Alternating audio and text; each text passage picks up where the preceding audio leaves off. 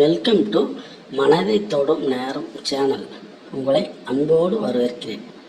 சந்தோஷப்பட்டுக்கோ மீனா, உன் தலையெழுத்து மாறப்போகுது.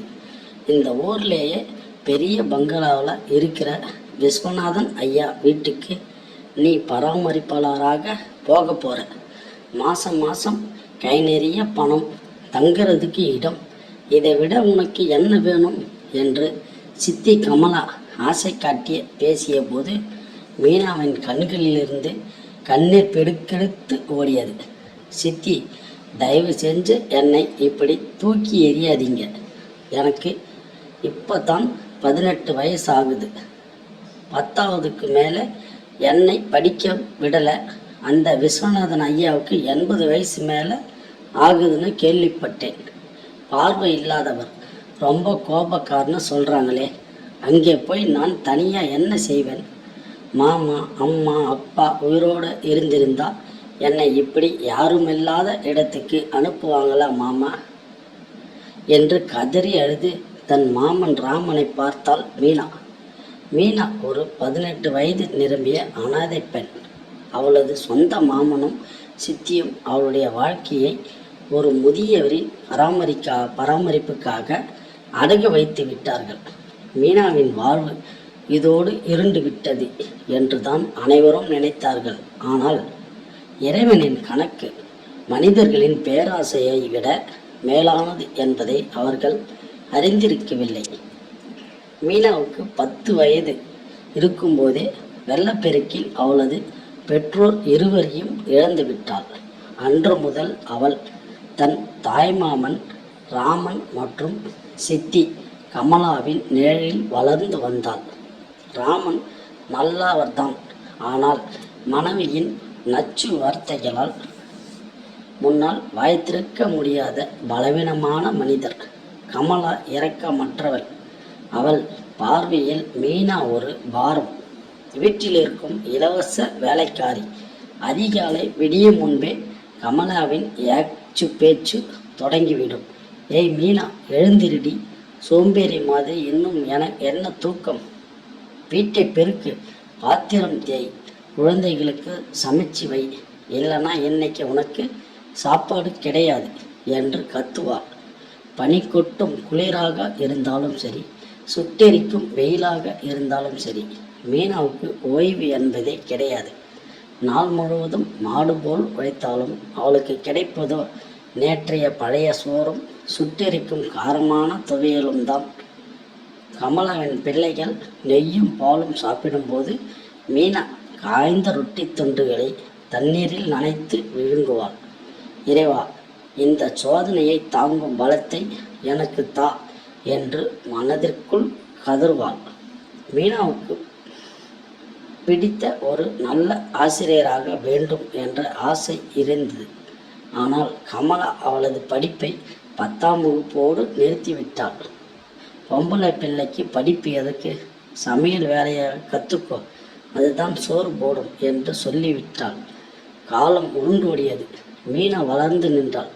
பெண்ணுக்கு ஒரு வழியை பாருங்கள் என ஊர் பேசத் தொடங்கினர்.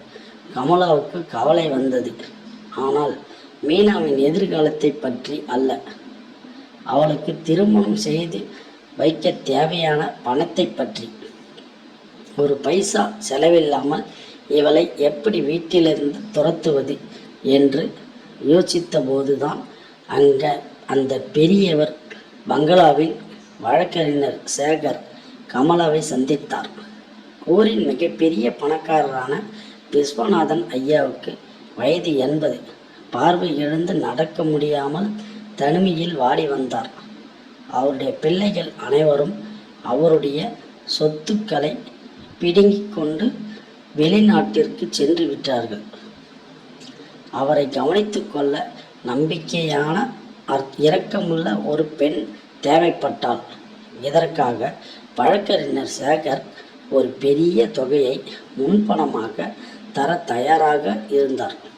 இதை கேட்டதும் கமலாவின் கண்கள் பேராசையால் மின்னின. பார்வையற்ற கிழவர் இன்னும் எத்தனை நாள் உயிரோடு இருக்கப் போகிறாரோ? இதுவரை இவளை அங்கே அனுப்பிவிட்டால் கை நிறைய பணமும் கிடைக்கும். இவள் பாரமும் குறையும் என்று கணக்கு போட்டாள். மாலையில் கணவனிடம் சண்டை போட்டு அவனை சம்மதிக்க வைத்தாள். வேறு வழியின்றி மீனா தன் பழைய துணிகள் அடங்கிய ஒரு சிறிய பையோடு அந்த மிகப்பெரிய பிரம்மாண்டமான பங்களாவிற்குள் நுழைந்தாள். உயரமான மதில்கள், பெரிய தோட்டம், பளிங்கு தரைகள். ஆனால் அந்த பங்களாவிற்கு முழுவதும் ஒரு மயான அமைதியையும் இருளும் சூழ்ந்திருந்தது. அறைக்குள் கட்டிலில் அமர்ந்திருந்தார் விஸ்வநாதன் ஐயா. முதுமை, பார்வை இழப்பு, பிள்ளைகளின் துரோகம் தந்த வடு ஆகியவை அவர் முகத்தில் ஆழமாக கோபமாகவும் கவலையாகவும் உறைந்திருந்தன. மீனா நடுங்கும் குரலில், ஐயா, நான் மீனா, உங்களை பார்த்துக்க வந்திருக்கேன் என்றார். விஸ்வநாதன் ஐயா கசப்பான சிரிப்புடன், மறுபடியும் பணத்துக்காக என்னை ஆள் பார்க்க வந்த ஒருத்தியா? போ, என்னை என் பாட்டுக்கு சாக விடுங்க என்று கோபமாக கத்தினார். ஆனால் மீனா பயந்து ஓடவில்லை. அவளது மனதில் அந்த முதுமையரின் தனிமையும் வேதனையும் புரிந்தது. அவளும் அனாதைத்தானே. அன்று முதல் மீனாவின் வாழ்க்கை மாறியது. தினமும் அதிகாலையிலேயே எழுந்து பங்களாவை சுத்தம் செய்வாள். ஐயாவுக்கு தேவையான உணவை அவளே பார்த்து பார்த்து சமைப்பாள். சரியான நேரத்திற்கு மருந்துகளை கொடுப்பாள். அவர் தனியாக அமர்ந்து புலம்பும்போது அமைதியாக அருகில் அமர்ந்து அவர் சொல்வதை கேட்பாள். தினமும் மாலையில் அவருக்கு பிடித்த ஆன்மீக புத்தகங்களையும் இலக்கிய கதைகளையும் உரத்த குரலில் வாசித்து காட்டுவாள். பார்வையற்ற அந்த முதியவருக்கு மீனாவின் குரலும் அன்பான விஷயமும் ஒரு புதிய வெளிச்சத்தை கொடுத்தன. மீனா, உனக்கு இவ்வளவு நல்லா வாசிக்க தெரியுதே, நீ ஏன் மேலே படிக்கல என்று ஒரு நாள் ஐயா கேட்டார். மீனா தன் கண்ணீரை மறைத்து கொண்டு தன் கதையை கூறினாள். 10ஆம் வகுப்போடு படித்து நின்றதையும் சித்தியின் கொடுமைகளையும் கேட்ட விஸ்வநாதன் ஐயா கண்கள் கலங்கின. என் சொந்த பிள்ளைகள் என் இரத்தமாக இருந்தும் என்னை அனாதையாக விட்டுட்டு போயிட்டாங்க. ஆனால் எந்த சம்பந்தமும் இல்லாத நீ எனக்கு ஒரு மகளாக நின்று சேவை செய்கிற அம்மா என்று கூறி மீனாவுக்கு சத்தமில்லாமல் ஒரு பெரிய உதவியை செய்ய தொடங்கினார். வழக்கறிஞர் சேகர் மூலமாக மீனாவுக்கு தொலைதூர கல்விக்கான புத்தகங்களை வரவழைத்து தினமும் அவளுக்கு பாடம் சொல்லித்தர ஏற்பாடு செய்தார். மாதங்கள் உருண்டோடின. 2 ஆண்டுகள் கடந்தன. மருத்துவர்கள் சில மாதங்களே வாழ்வார் என்று சொன்ன விஸ்வநாதன் ஐயா மீனாவின் அன்பினாலும் பராமரிப்பினாலும் ஆரோக்கியமாக வாழத் தொடங்கினார். இதற்கிடையில் விஸ்வநாதன் ஐயா இன்னும் உயிரோடு இருப்பதையும் மீனா அங்கே நிம்மதியாக வாழ்வதையும் கேள்விப்பட்ட அவளுடைய சித்தி கமலாவுக்கு பொறாமை தாங்கவில்லை. அந்த கிழவன் இன்னும் சாகலையா, மீனா அங்கே மகாராணி மாதிரி இருக்காளேமே என்று கூறிக்கொண்டு தன் கணவன் ராமனுடன் பங்களாவுக்கு வந்தாள். பங்களாவிற்குள் வந்த கமலா மீனாவின் கையை பிடித்து இழுத்து, ஏய் மீனா, கிழவன் உனக்கு என்னென்ன நகையும் பணமும் தந்திருக்கான், எங்கே அதையெல்லாம் காட்டு, நாங்கள் தானே உன்னை இங்கே அனுப்பி வைச்சோம், அந்த பணத்தில் எங்களுக்கு பங்கு இருக்கு என்று பேராசையோடு கத்தினாள்.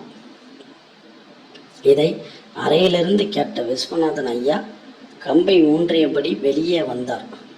கமலாவின் பேராசையையும் நச்சுத்தனத்தையும் நேரில் உணர்ந்த அவர் கோபத்துடன், நிறுத்திடி உன்னுடைய அசிங்கமான பேச்சை, இந்த பொண்ணை ஒரு வேலைக்காரியாக பணத்துக்காக விற்க பார்த்தீங்கல்ல, ஆனால் இவ எனக்கு மகளாக இருந்து சேவை செஞ்சா. உங்களை போன்ற சுயநலவாதிகளுக்கு இங்கே ஒரு பைசா கூட கிடைக்காது, மரியாதையாக வெளியே போங்க என்று விரட்டி அடித்தார். காலத்தின் ஓட்டத்தில் ஒரு நாள் இரவு விஸ்வநாதன் ஐயா மூச்சு திணறியது. மீனா பதறி போய் மருத்துவரை அழைத்தாள். ஆனால் ஐயாவின் கடைசி நேரம் வந்துவிட்டது. அவர் மீனாவின் கைகளை பிடித்து கொண்டு, மகளே மீனா, என் கடைசி காலத்தில் எனக்கு ஒரு மகளாக இருந்து வெளிச்சம் தந்த தேவதை நீ, உன் படிப்பை நிறுத்திடாதே, பெரிய ஆளா வரணும் என்று கூறிக்கொண்டே அவர் உயிர் பிரிந்தது. அடக்கம் முடிந்த 3ஆம் நாள் வழக்கறிஞர் சேகர் பங்களாவில் உயிலை படிக்க அனைவரையும் கூட்டினார். கமலா, ராமன் மற்றும் விஸ்வநாதன் ஐயாவின் ஓடோடி வந்த தூரத்து உறவினர்கள் அனைவரும் பணப்பேராசையோடு கூடியிருந்தனர். வழக்கறிஞர் உயிலை படிக்க தொடங்கினார். நான் விஸ்வநாதன், முழு சுய நினைவோடு எழுதுவது. என் சொந்த பிள்ளைகள் என்னை கைவிட்ட போது என் தனிமையை போக்கி எனக்கு ஒரு மகளாக சேவை செய்தவள் மீனா. என் மரணத்திற்காக காத்திருந்த உறவினர்கள் எவருக்கும் என் சொத்தில் ஒரு பைசா கூட சேராது. என் பிரம்மாண்டமான இந்த பங்களா, தோட்டம் மற்றும் 10 கோடி மதிப்பிலான மொத்த சொத்துக்களும் மீனாவுக்கே சொந்தம். மேலும் இந்த சொத்தை கொண்டு ஏழை பெண்களுக்கு இலவச கல்வி அளிக்கும் ஒரு அறக்கட்டளையை மீனா உருவாக்க வேண்டும். இதை கேட்டதும் கமலாவின் முகம் வெளுத்து போனது. உறவினர்கள் அதிர்ச்சியில் உறைந்து போயினர். கண்ணீர் மல்க நின்ற மீனா வானத்தை பார்த்து இறைவனுக்கு நன்றி கூறினாள். உழைப்பும் தூய்மையான மனமும் பொறுமையும் ஒருபோதும் வீண் போகாது என்பதை விதி உலகிற்கு நிரூபித்து விட்டது. மேலும் இது போன்ற சுவாரஸ்யமான கதைகளுக்கு நம்முடைய சேனலை சப்ஸ்கிரைப் பண்ணுங்கள். மறக்காமல் பெல் பட்டன் அழுத்திக்குங்க.